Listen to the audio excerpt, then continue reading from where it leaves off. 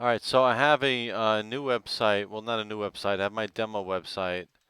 And what I did is I changed the application CFM, CFC rather, and I pointed it to,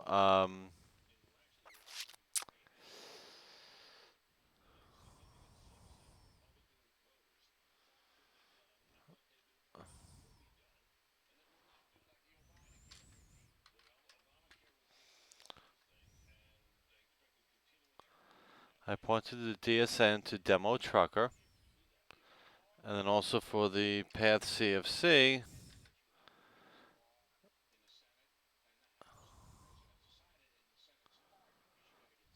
I pointed that to demo trucker as well. And I updated everything, and then when I go to log in,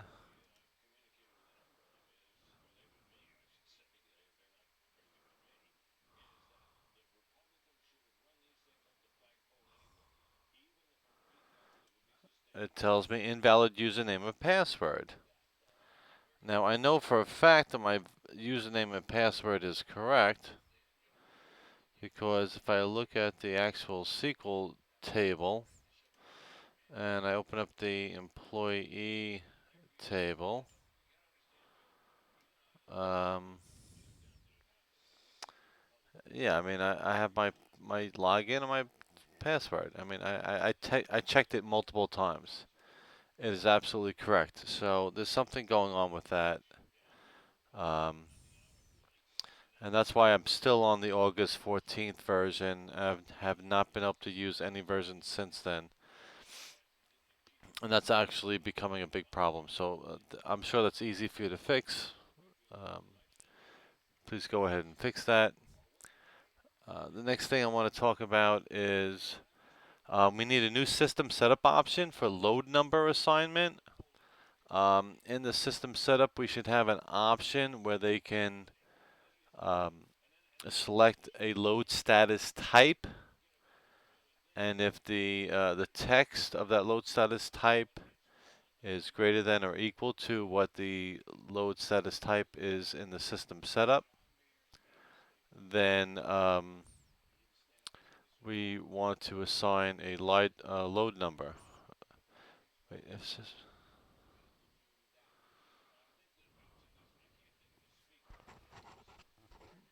okay, if it's not, then we don't want to assign a load number. We want to have it be 0. So, for example, if we log in, let's go to dev.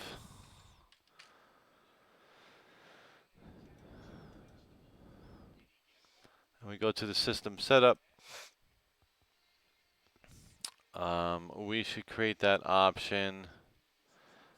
Uh, I guess for now we could put it down on the left-hand side over here. And it should be a drop-down, just similar to this drop-down. And they can select one of the load statuses for the load number assignment. And in the scenario that I describe in the email, if we select template,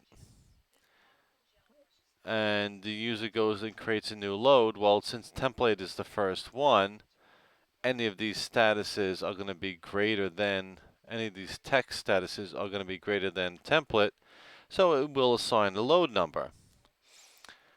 However, if we set the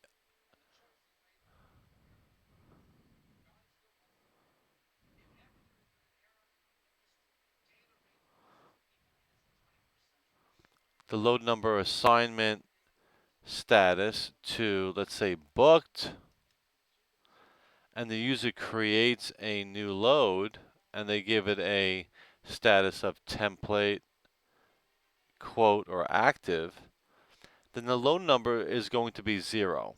It's not going to assign a load number.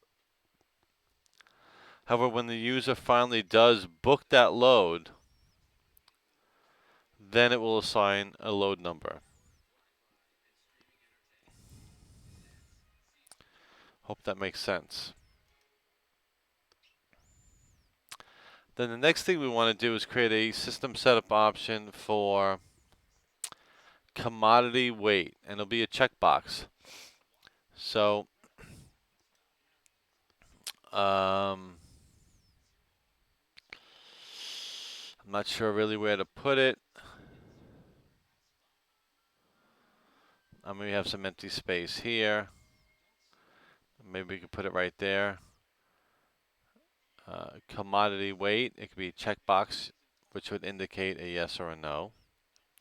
And if the commodity weight is checked, which should be the default, then it's going to work the way it does now. If it's unchecked and commodity weight is not checked, then what we want to happen is in the load screen,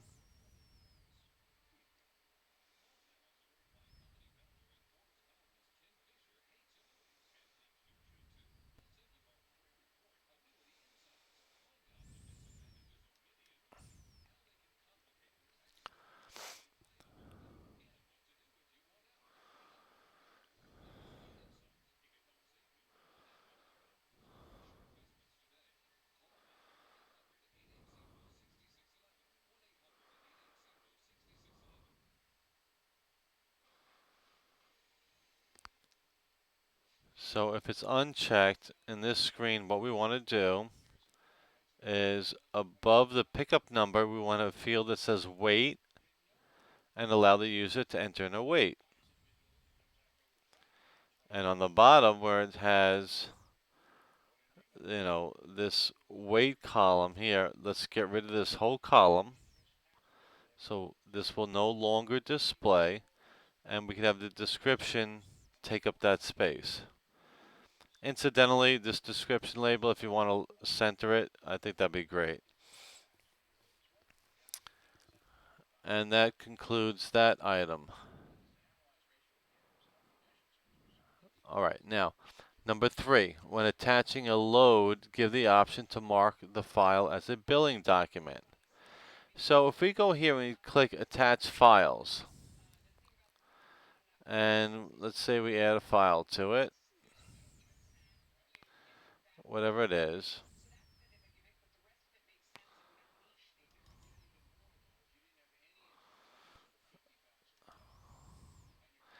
Now it asks for a description, that's fine. Then it says Attach File to load. Well, after you do a description, if we can have a checkbox over here, or underneath it as 2, and then this could be number 3, it would say billing document, and you would do a checkbox, yes or no. So if it is a billing document, meaning like it's a proof of delivery, as we call it POD, or some other document that we want to email to the customer when we're ready to email the invoice, we want to include this document.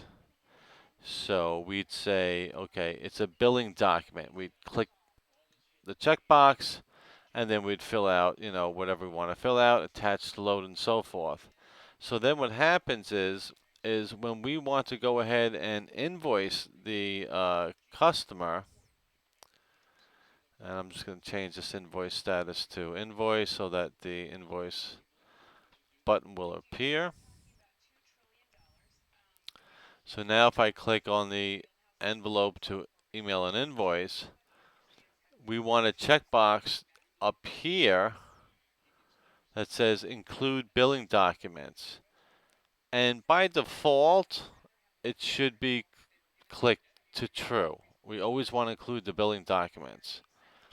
And so now when we send this email, not only are we sending the invoice, but we're also sending all the attachments that have been marked as a billing document.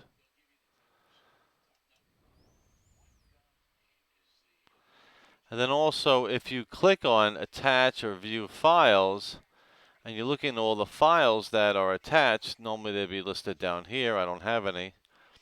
We want a column that says billing document, yes, no, or, a checkbox, whatever.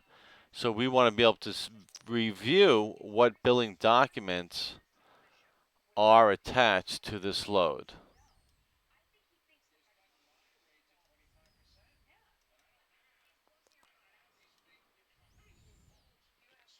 All right, the next item is for carriers. So for carriers, what we found is when we add a new carrier, uh, well, this is in the yeah. When we add a new carrier, it automatically pulls down the insurance information. We're finding that this insurance information that it pulls down is not always accurate. So instead of pulling down this insurance information, we're only going to pull down the company name and address, city, state, zip, phone number, whatnot. For insurance, do not pull down any of this information. We're going to have the user type this information in. Incidentally, I know if we don't put in some information in all these boxes, we get an error, so we'll have to accommodate that. And then on the bottom, where it has all these different options here that's normally populated from the download, we want to have the user enter in this information manually. Okay, insurance company is up here, so I'm not really sure that we need any of that since the information is up here. So this will probably disappear. And the only other thing is that we have an insurance expiration date right here. We also need an expiration date for the cargo insurance. So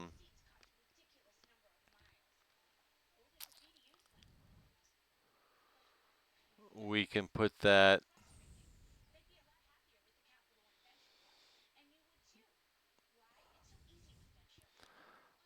right in this area here, whatever you think is best. We can move household goods down into this area, put expiration date underneath cargo. That might be perfect. And that's it. Thanks so much.